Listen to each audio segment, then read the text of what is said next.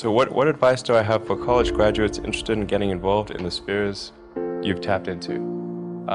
Certainly I'd invite you to apply for a job at SolarCity or Tesla or SpaceX. If that doesn't work for whatever reason, then I guess apply to jobs at other companies in that arena or try starting a company. The space business is quite hard to start a company in the space business because it's such a capital-intensive business. So it may be better to do something in solar power, or if you're going to do it in cars, do it as kind of a component supplier for cars or something like that.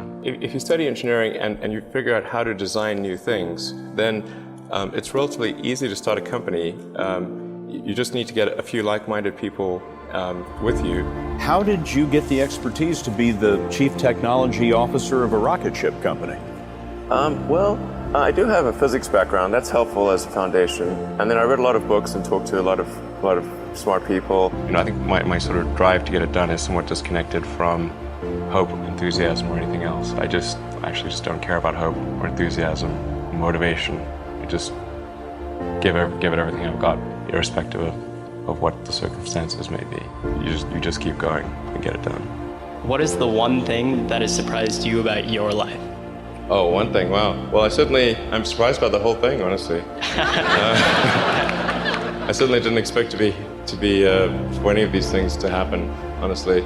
I knew I wanted to be involved in technology, in fact, the only reason I started a company back in '95, an internet company, was because I couldn't get it. There were only a few internet companies, and I couldn't get a job at any of them. I tried to get a job at Netscape, and sent my resume in and tried hanging out in the lobby, but I was too shy to talk to anyone. And I was like, okay, well, I guess I'll have to start a company because I can't get a job anywhere. I wouldn't say I'm fearless. In fact, I think I feel fear quite strongly. But if what we're doing what I'm doing I think is important enough, then I just override the fear. I think also people tend to overweight risk on a personal level. It's one thing if you've got, a mortgage to pay and kids to support, and that if you were to deviate from your job, how are you going to feed your family and pay the rent? And okay, that's understandable. But let's say you're young and you're just coming out of college or coming out of high school or whatever. What do you risk? You're not going to starve. I mean, it's really certainly not in any kind of modern economy. It's so easy to earn enough money just to live somewhere and eat food. So I don't know what are they afraid of? They're mostly afraid of failure, I think. But people should be less risk averse when there's not much at risk. I was at sort of a slight existential crisis because I was trying to figure out what does it all mean? Like, what's the purpose of things? And I came to the conclusion that if we can advance the knowledge of the world, if we can do things that expand the scope and scale of consciousness, then we're better able to ask the right questions and become more enlightened, and that's really the only way forward. What drives you? What is it that when you wake up in the morning, do you see a problem and you want to solve it? I think the thing that drives me is that I want to be able to think about the future and feel good about that.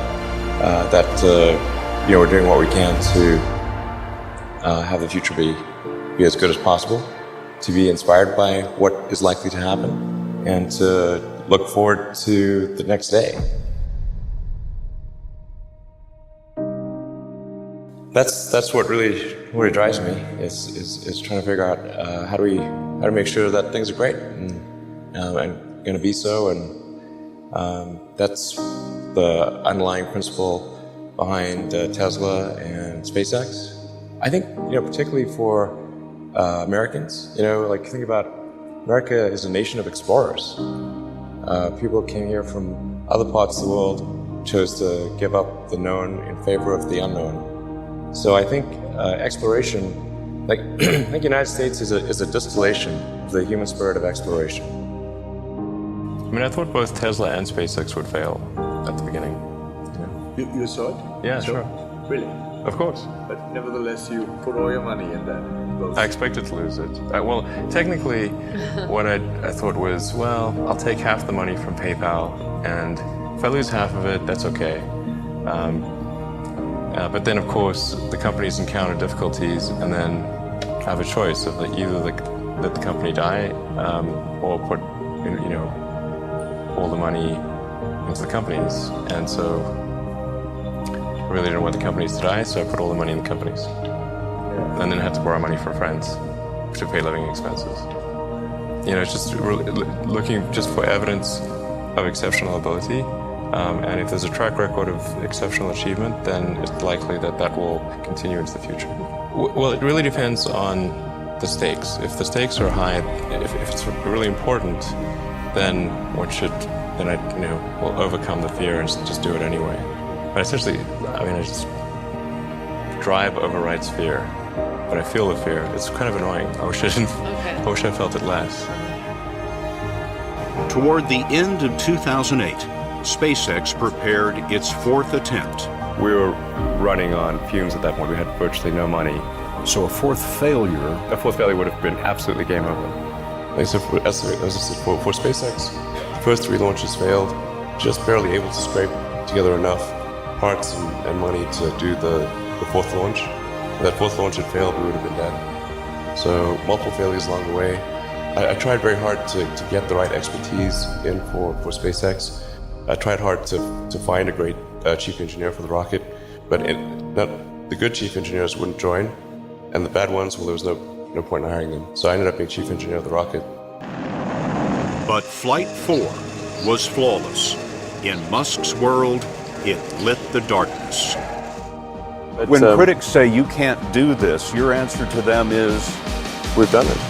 And then just work like hell. You just have to put in, 80 to 100-hour weeks every week. If other people are putting in 40-hour work weeks and you're putting in 100-hour work weeks, then even if you're doing the same thing, you know that you will achieve in 4 months what it takes them a year to achieve. Work hard, every waking hour. That's the thing I would say. And if you do simple math, you say okay, if somebody else is working 50 hours and you're working 100, you'll get twice as much done in the course of a year. I think it's important that humanity become a multi-planet species.